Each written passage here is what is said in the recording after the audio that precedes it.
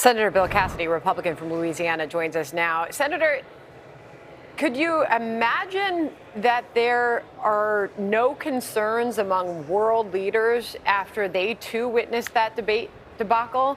Why would John Kirby be so quick to dismiss that could be the case as he heads into this summit?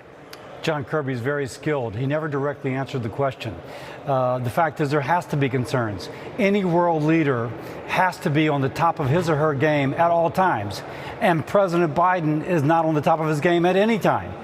Now, they say between 10 and 4, hey, maybe between 10 and 4 he's better, but does anyone think that world events only happen between 10 and 4? Or that even between 10 and 4 that President Biden is sharp enough to take on a true emergency? Of course not, no, not. And John Kirby knows that, and he just kind of walked around each of those questions. Interesting. This is going to be a busy few days, a tough task. He's going to have 3 days of meetings, as we mentioned. He's going to have speeches. He's going to have dinners, and he's going to top the whole thing off with a very rare news conference for this president on Thursday. The world senator will be watching. How do you think these leaders are going to judge the president of the United States on this world stage?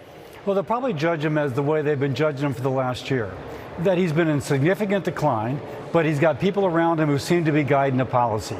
And as long as the policy is pointing in the direction that they can live with, that's the way it goes. They can't pick our leaders for us. We have to pick our leaders for ourselves. So they probably feel like, okay, we kind of know where he's going, even if Biden himself is not entirely there. As an American, I don't think that's optimal. As an American, I think that you need a president who's actually, again, on top of his or her game, not somebody who is being guided by the hand. Okay. Just real quickly before I move on, what's the chatter there on the Hill? I mean, is the thinking that he's going to stay in it?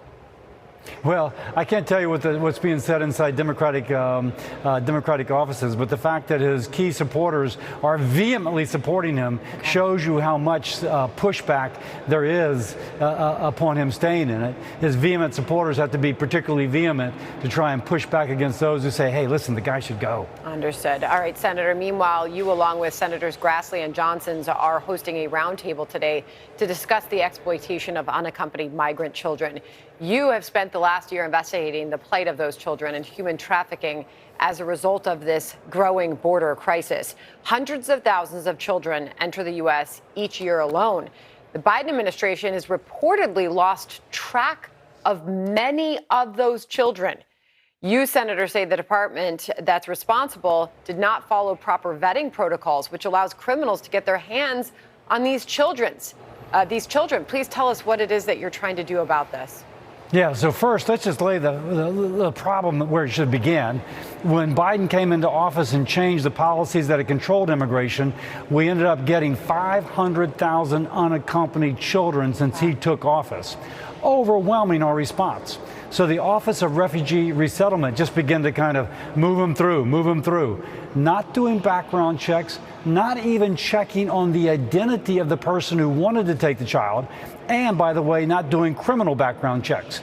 So much so that now we have news reports a child was put into a meat processing plant and was pulled into the machine and killed by the meat processing, violating a lot of laws, not to mention, obviously, a tragic loss of life.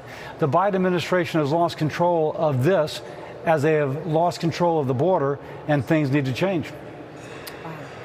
Senator Cassidy, I appreciate you joining us, sir. Thank you. Thank you, Senator.